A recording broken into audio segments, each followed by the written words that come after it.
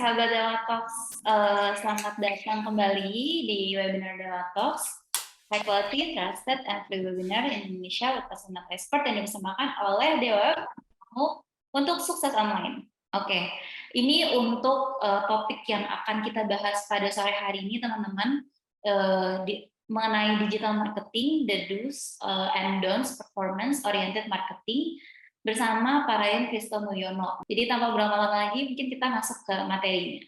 Silakan. Oke, that's good. Oke, thank you, Mbak Jovanka. Sekali lagi saya ucapkan selamat sore buat teman-teman semua. Mudah-mudahan puasanya masih semangat. Dan kita bakal ngomongin tentang performance oriented marketing. Apa yang boleh dilakukan dan apa yang tidak boleh dilakukan. Tadi udah dikasih tahu bahwa sebagian besar adalah di pegawai swasta, ada yang mahasiswa. Kalau yang di pegawai swasta, boleh kasih tahu di tempat mana posisi Anda berada saat ini? Apakah di marketing, di technical support? Karena ini kita ngomongin acara dari Dewa Talk gitu ya. Dewa Talk punya satu base-nya adalah teknologi. Jadi saya pengen tahu apakah saya bicara sama orang teknologinya kah, atau orang marketingnya kah, atau pada siapa saya bicara. Boleh kasih tahu di kolom chat. Ada dari IT support, marketing, dari digital marketing ya. Oke, that's good. Jadi ada macam-macam nih. Nah, gimana caranya kita melakukan pemasaran untuk saat ini dan apa yang bakal kita bahas pada sore hari ini. Jadi saat ini saya bakal ngomongin tentang bagaimana kita melakukan performance oriented marketing untuk bisa meningkatkan bisnis ke depan. Oke. Karena pada saat kita ngomongin tentang marketing, satu hal yang saya dulu pernah belajar, dibilangnya begini, the one who spend the most win. Siapapun yang punya budget pemasaran yang paling besar, menang. Setuju atau tidak setuju? Yang setuju ketikan 1, yang nggak setuju ketikan 2. Coba, saya pengen tahu dari teman-teman. Siapapun yang bisa mengeluarkan budget paling besar, menang. 1 yang setuju, 2 yang nggak setuju. 1. Oke. Berarti kalau yang nggak punya budget besar gimana dong? Oke. Well, sedikit tentang saya. Jadi saya mulai di Toffee Dev. Untuk yang belum pernah ketemu sama saya, salam kenal. Saya mulai di Toffee Dev itu dari tahun 2010. Ini adalah fotonya saya pas saya mulai. Sampai sekarang kita 80 team members lebih.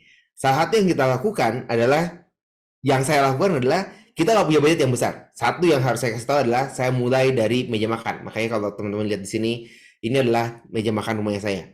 Oke, saya tulis new office space, my new office space. Karena pada saat itu saya mulai karena nggak tahu mau mulai di mana. Dulu nggak seperti sebelum pandemi sedikit, di mana banyak co-working space. Karena sekarang balik lagi ke rumah gitu ya. Sekarang semua balik lagi ke rumah. Tapi pada saat dulu memang harus di rumah karena kalau kita sewa kantor lumayan pricey. Pada saat itu bermunculan ada banyak co-working space, lebih murah sedikit, pandemi kita balik lagi ke rumah. 2010 belum. Dan dari 2010 sampai sekarang kita 80 team member lebih. Apa yang membedakan? Satu adalah saya nggak punya budget yang paling besar. Okay. Tapi saya belajar satu hal yang merubah caranya saya melakukan pemasaran. Kalau tadi bilang the one who spend money the most win, saya belajar bahwa bukan itu yang bakal menang. Karena banyak bisnis yang punya budget besar, yang bisa pasang billboard di mana-mana, pasang iklan di mana-mana, buka toko di mana-mana, akhirnya tutup. Betul. Siapa yang pernah ngeliat tuh, yang billboard ini tiba-tiba perusahaan tutup? Apalagi beberapa bulan terakhir kita dihebohkan dengan banyaknya startup yang akhirnya hengkang dari dunia, bukan dari dunia Indonesia doang. Oke, tiba-tiba tutup, layoff di mana-mana, potong budget dan segala macam. Mereka punya budget nggak? Mereka punya budget. Tapi kenapa mereka gagal? Kenapa mereka tadinya besar banget, terus akhirnya nggak sebesar itu? Karena cara mereka, menurut saya nggak bisa bilang bahwa cara mereka enggak, mereka pintar-pintar, mereka ada lulusan dari luar negeri, master degrees, PhD, ahli di marketing dan segala macam. Tapi menurut saya ada satu hal yang mereka miss, mungkin karena timnya terlalu besar, mereka miss di satu hal ini, yaitu bukan the one who spend the most win, tapi the one who can spend the most to acquire new customer with. Jadi siapapun yang bisa mengeluarkan budget yang besar untuk mendapatkan pelanggan baru, mereka yang menang. Kalau mereka hanya cuman budgetnya besar aja, nggak mungkin menang. Karena fokusnya kita dalam bisnis adalah gimana caranya kita dapetin pelanggan baru masuk ke tempat bisnisnya kita. Betul-betul. Semakin banyak pelanggannya kita, maka bisnis kita bisa semakin besar. Nah, ini yang jadi PR-nya saya dalam beberapa tahun terakhir. Gimana caranya saya bantuin bisnis, bukan cuma budget marketingnya mereka besar, tapi dari budget marketing mereka yang mereka punya, apa yang mereka punya, bisnisnya bisa terus bertumbuh. Siapa yang mau dengan budget apapun, bisnisnya bisa terus bertumbuh, katakan saya. Ya. Apa yang bisa kita lakukan? Itu yang akan saya bagikan dalam 30 menit ke depan. Tapi saya harus kasih tahu pada teman-teman bahwa yang akan saya bagikan adalah bukan ilmu tentang menggandakan uang. Bukan, oke? Maksudnya gimana? Apakah yang akan saya bagikan itu kalau mengikuti caranya saya, bisnisnya bisa bertumbuh berlipat ganda? Enggak. Ada proses yang harus dilakukan. Teman-teman saya harus tahu pada teman-teman bahwa apa yang saya bagikan ini berdasarkan dari 15 tahun perjalanan saya. Saya mulai dari saya mulai belajar tentang digital marketing itu dari 2007. Jadi udah ya 15 tahun lah ya. 15-16 tahun. Oke. Berdasarkan pengalaman dari lebih 600 klien yang saya bantuin di dunia online. Dan yang paling penting adalah teman-teman harus trust the process. Mungkin yang saya berikan pada teman-teman bukan satu hal yang sesuai atau mirip dengan apa yang teman-teman lakukan. Tapi teman-teman harus mengerti satu hal, bahwa apapun yang saya bagikan, ini adalah fondasinya, landasan dasarnya. Oke? Kalau teman-teman udah berpikir, bisnis saya tuh beda nih yang diceritain. Kalau itu ada pemikiran teman-teman, maka lebih baik skip aja atau dengerin aja dulu gitu ya. Atau teman-teman bilang, saya mau beda, saya nggak bisa tuh ngelakuin kayak gitu. Selama 30 menit ke depan, saya minta teman-teman untuk open mind. Oke? Selain open mind, saya minta teman-teman untuk mendapatkan minimal satu AHA. Apa maksudnya satu AHA? Kalau saya bagikan sesuatu dan teman-teman ada satu, yang ini pas banget nih untuk bisnis saya.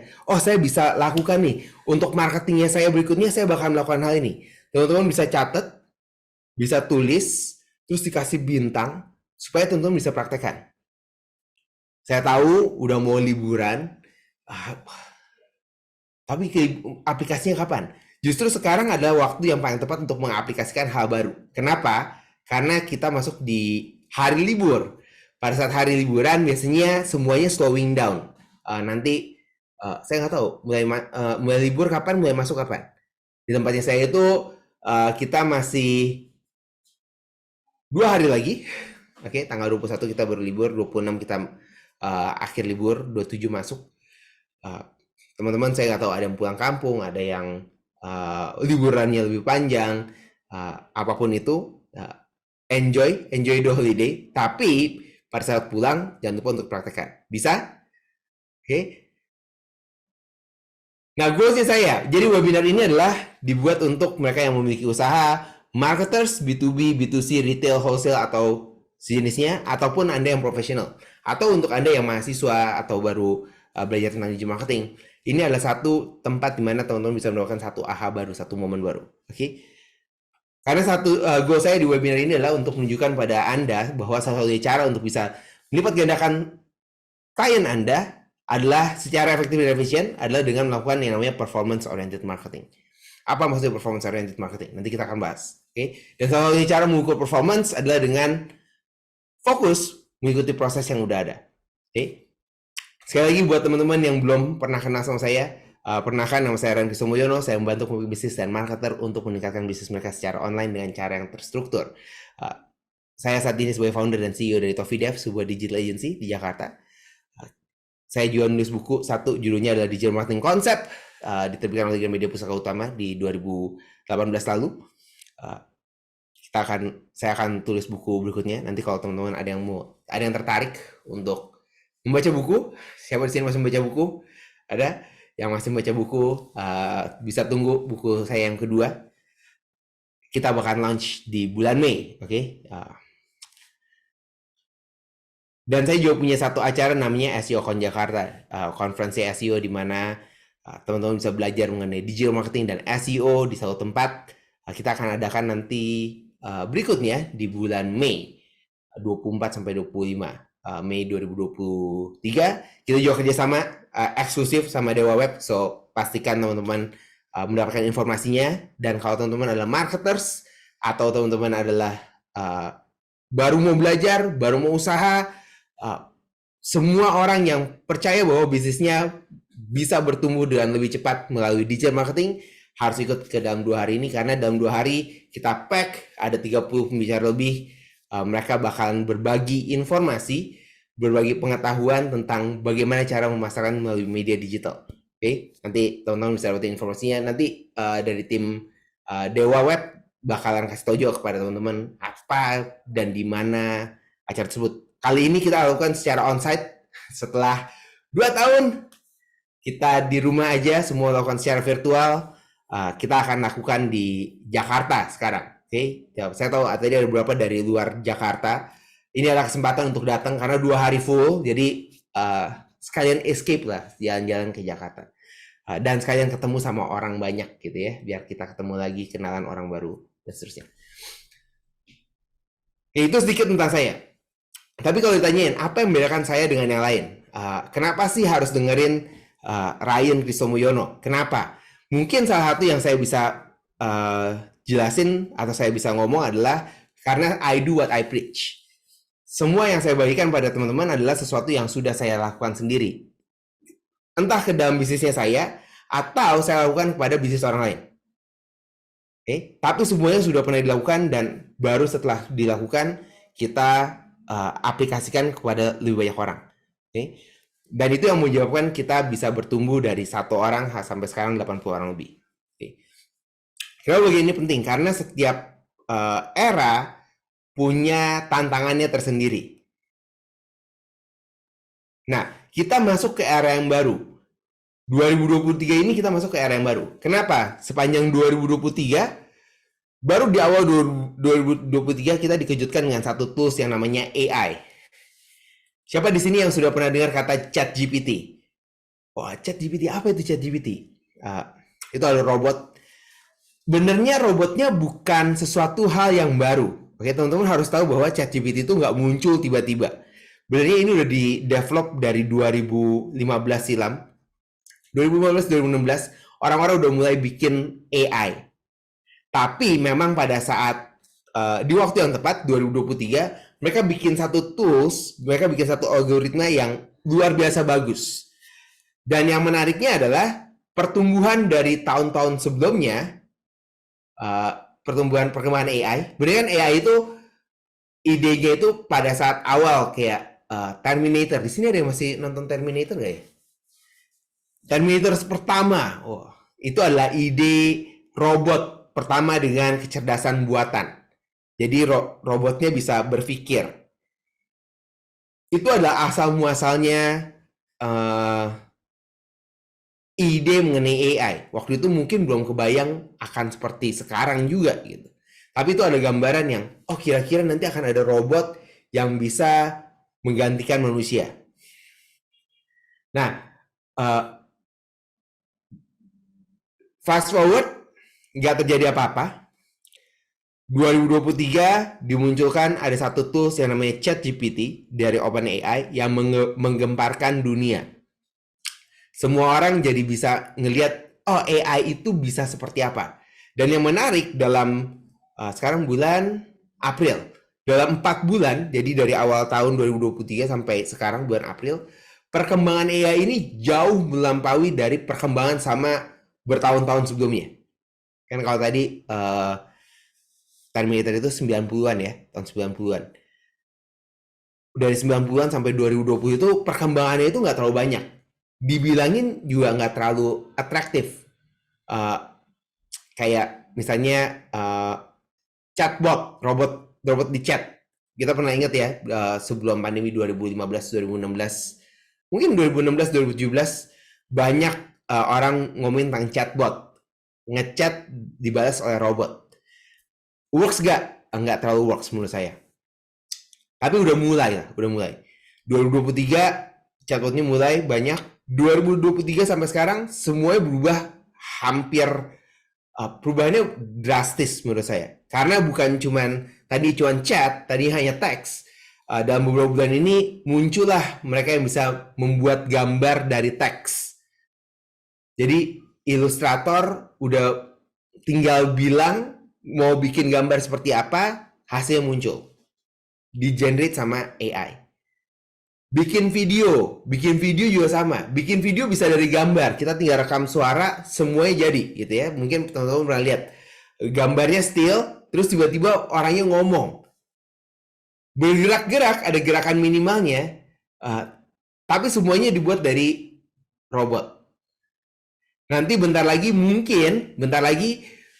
suara pun bisa di-copy. Yang ini lagi diperbincangkan di dunia security. Karena kalau misalnya kita ngomong, direkam, dan rekaman suaranya kita itu bisa jadi di-copy untuk bikin suara kita mirip, maka itu akan jadi satu masalah yang lain. Oke, kapan akan terjadi? Sayangnya nggak butuh waktu lebih lama. Mungkin saya bisa bilang mungkin 6 bulan, setahun, atau 2 tahun ke depan semuanya ini bisa terjadi. Karena sekarang udah banyak yang mengembangkan. Oke. Apa hubungannya dengan dunia marketing? Ya ini jadi marketingnya kita yang berubah. Oke. Kita masuk ke dunia online dan offline dengan era yang baru. Kita masuk ke kita masuk ke dunia online dan offline. Nah, satu hal yang saya pengen bagikan pada teman-teman, yaitu untuk pemasaran, saya yakin bahwa teman-teman yang melakukan pemasaran, kenapa pemasarannya gagal? Menurut saya bukan karena pemasarannya gagal, karena menurut saya tidak ada produk yang gagal, tapi hanya ada pemasaran yang salah.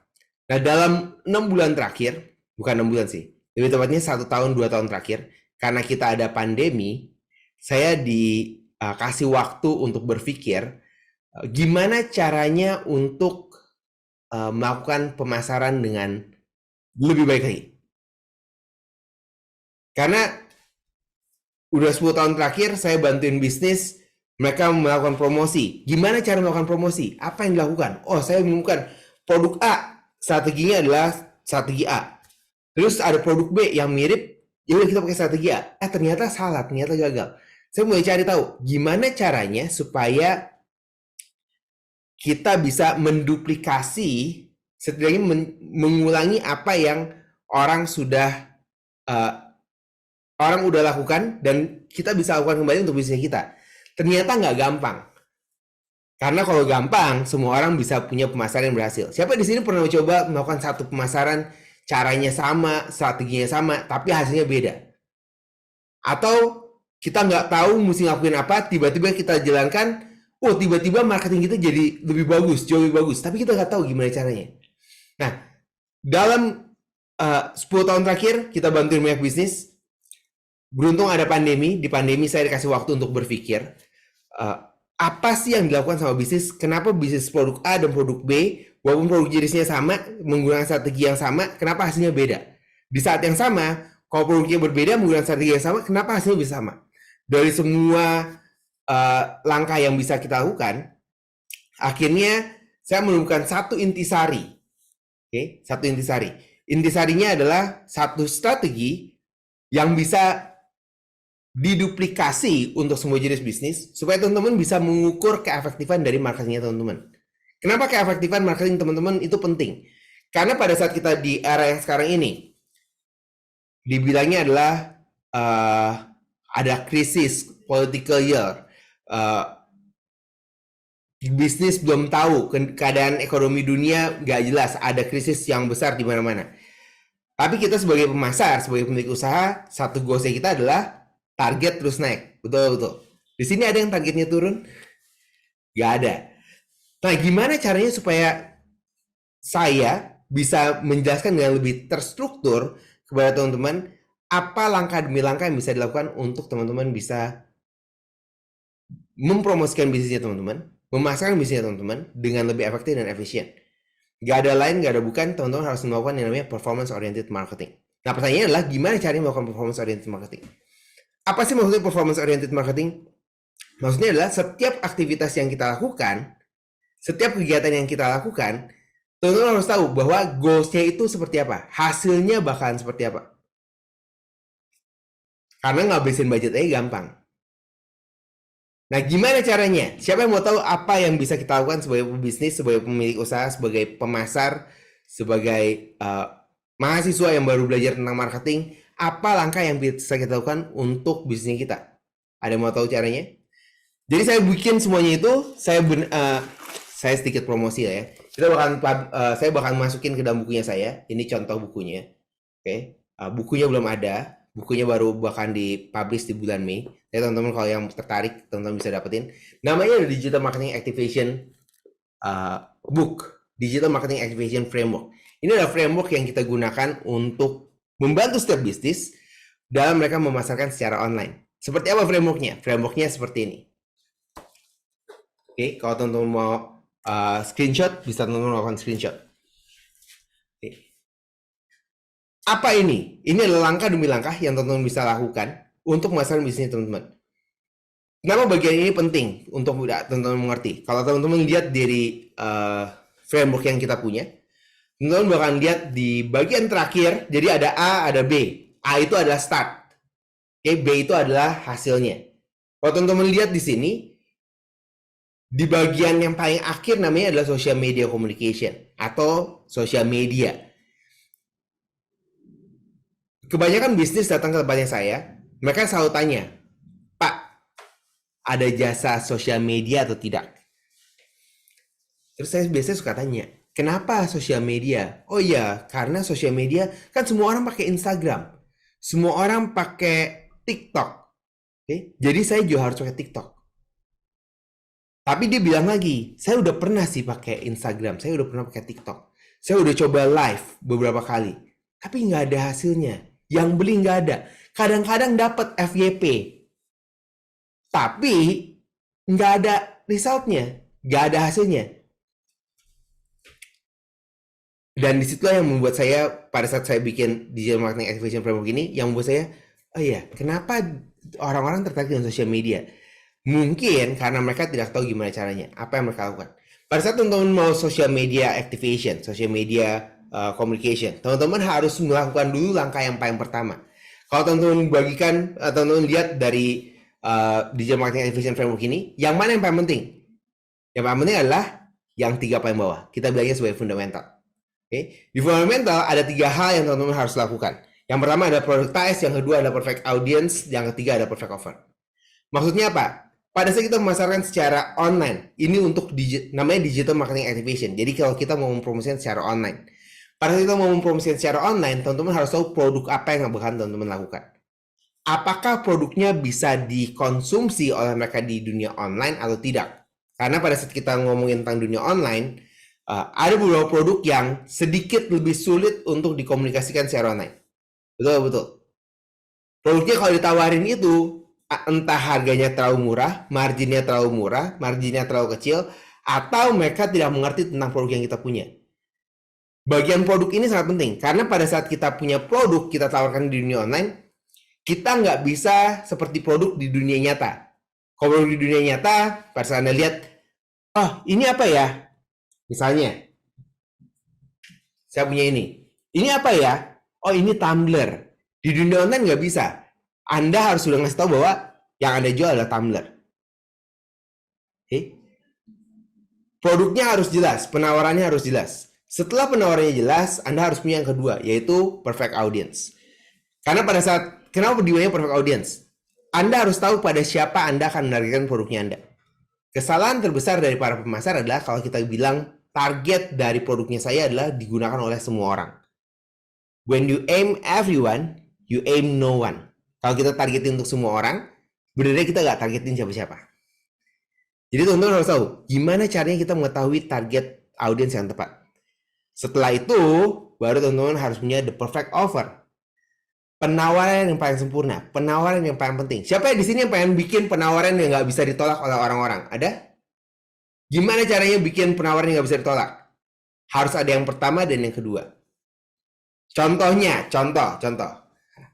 Misalnya kita jualan tumbler. Audiensnya siapa sih yang bisa beli tumbler ini? Satu, pecinta kopi. Oh, ini lagi ngomongin ngabuburit terus ngomonginnya tentang tumbler. Wah, ini tambah ngiler. Enggak lah ya, enggak ya. Enggak ngecas juga. Kan lagi belajar. Jadi misalnya tumbler. Siapa yang bahkan menggunakan tumbler ini? Yang pertama mungkin adalah pecinta kopi. Coffee lover. Siapa di sini coffee drinkers? Lalu siapa lagi? Mungkin ibu-ibu yang punya anak. Tumbler dipakai buat jagain air panas supaya bisa bikin susu tetap hangat. Okay? Lalu mungkin mereka yang komunitas Go Green, mereka yang pengen mengurangi sampah plastik, atau mereka yang di Indonesia ada namanya mas-mas dan mbak-mbak SCBD. Oke, tumblernya mahal. Oke. Itu adalah target audiensnya kita. Nah, gimana caranya kita buat penawaran yang nggak bisa ditolak untuk mereka? Nggak bisa semuanya dibikin satu penawaran. Tumbler untuk pecinta kopi. Maka penawarannya kita adalah, hey pecinta kopi, gunakan tumbler ini, maka rasa kopi akan bertahan selama 8 jam ke depan tanpa merubah rasa. Tumbler yang sama kita targetin kepada ibu-ibu yang baru punya anak gitu ya, yang bikin susu untuk anaknya. Maka dibilanginnya adalah, hey para ibu, sekarang untuk bikin susu yang panasnya tepat sepanjang hari hanya cukup menggunakan tumbler ini karena airnya bisa tahan selama 8 jam. Kalau targetnya pada mereka yang go green, maka pesannya, offernya adalah, hey Anda yang mau mengurangi sampah plastik, gunakan tumbler ini karena Anda akan, saya nggak tahu. Anda bisa jawab sendiri lah. Kira-kira apa ya kalau yang go green? Mungkin mereka akan mengurangi sampah plastik dalam 5 tahun ke depan menggunakan satu tumbler. Atau tumblernya dibuat oleh sampah plastik bekas atau apapun. Oke? Kalau tadi untuk mbak-mbak SCBD, pakai tumbler ini, maka kamu bakal ngetrend seluruh Indonesia dan dikenal sebagai mbak-mbak dan mas-mas SCBD. Saya nggak tahu lah. Oke? That is how you make the perfect offer. Offer harus dibikin, ditargetkan pada target audience yang tepat. Okay? Nah, kalau teman-teman tahu 3 langkah ini aja. Yang pertama, prioritize, perfect audience, dan perfect offer. Baru teman-teman bisa loncat. Teman-teman bisa loncat ke social media communication. Karena dengan teman-teman tahu siapa produk apa yang kita tawarkan, siapa yang kita targetkan, pesannya apa, maka pada saat kita menggunakan social media pun, kita bisa menggunakan pesan yang tepat. Contoh ya. Kalau tadi kita targetin, kalau kita ngomongin social media kan semua berhubungan dengan image, dengan visual. Ada video, ada gambar gitu ya. Terserah Anda mau pakai gambar, mau pakai video atau apapun. Misalnya kita targetin jualan tumbler untuk pecinta kopi. Kira-kira menurut teman-teman, gambarnya yang dipakai apa? Saya tahu, ibu-ibu lagi jalan-jalan bawa anaknya di taman. Oh enggak ada hubungannya. Tumbler sama pecinta kopi enggak ada hubungannya. Kalau misalnya kita jualnya tumbler, produk targetnya adalah mereka yang pecinta kopi, maka minimal gambar yang kita pakai adalah ada biji kopinya, ada kopinya. Kalau misalnya kita targetinnya untuk tumbler ke mbak-mbak dan mas-mas SCBD, kira-kira syuting atau foto gambar apa? Saya tahu, di pedesaan dengan rumah-rumah tradisional. Bukanlah ke SCBD, foto di SCBD. Kalau bisa gedung-gedung ikonnya itu ke foto supaya orang-orang tahu bahwa ini adalah yang pakai mbak-mbak dan mas-mas SCBD. Kalau targetinnya untuk yang go green, minimal ada sampah plastiknya. Nangkap maksudnya? Nah, ini adalah langkah pertama yang harus Anda lakukan supaya marketing Anda lebih terstruktur. Kalau Anda nggak tahu gimana caranya, maka kemungkinan besar bisnisnya Anda, penjualnya Anda akan berkurang. Oke, masih ada 5 bagian lagi yang belum saya bahas. Jadi masih ada attract, nurture, convert, paid advertising, organic traffic.